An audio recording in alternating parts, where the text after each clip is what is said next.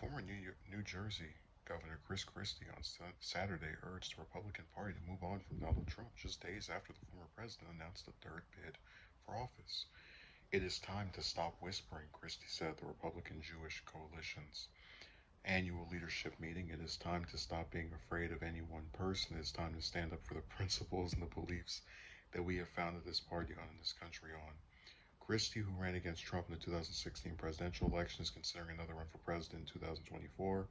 The former New Jersey governor noted on Saturday that he was the first candidate to drop out and endorse Trump in February 2016 after a disappointing performance in the early primary states. I was there early and I was there faithfully and I was there all the way until election night 2020, he said. Christie has since become a vocal opponent of the former president and has been particularly outspoken in the wake of the GOP's disappointing midterm election performance. Since Republicans fell short of delivering the anticipated red wave in the midterm earlier this month, the party has looked for where to place the blame. Many, including Christie, are pointing the finger at Trump. We keep losing and losing and losing, Christie said on Saturday. And the fact of the matter is, the reason we're losing is because Donald Trump has put himself before everybody else.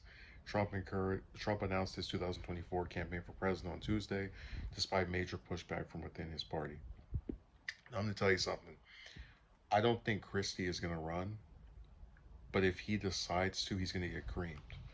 And there's a couple of reasons for that. One is that they're going to bring up Bridgegate. That was a scandal where he was upset with this mayor of, I think it was Newark, for not endorsing him, so he closed down the bridge. And a bunch of people were late to their.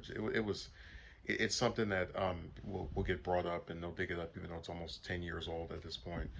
That'll get mentioned, as well as his poor performance.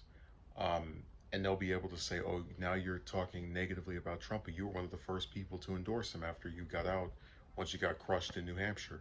So he's someone who's not going to um, win probably any states if he tries to get involved. I can say that very definitively and very confidently, because all of the attacks they can use against him, I don't think he can mount a campaign to win. Um, but the part about, the beliefs that we have founded this party on, this country on, well, I mean, what beliefs? We're talking about a candidate referring to Trump who had, after losing an election, perpetuated the lie that it was stolen, and 2 years later, almost still believes it was stolen. Or excuse me, 2 years, yeah. Um, and as far as I can tell, Christie and the rest of the Republicans that supported him while he was in office had no issue with this, and certainly said nothing of any other policy that he had. So what exactly is the difference between you and him? I'm confused.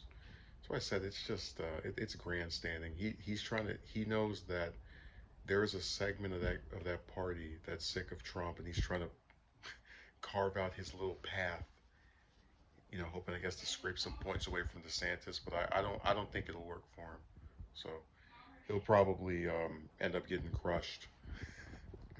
If he doesn't get done in by his early support for Trump, it'll be a Bridgegate sequel. They'll be talking about that every day on the news, on the campaign trail, just over and over again. He shut down the bridge. I could already see it.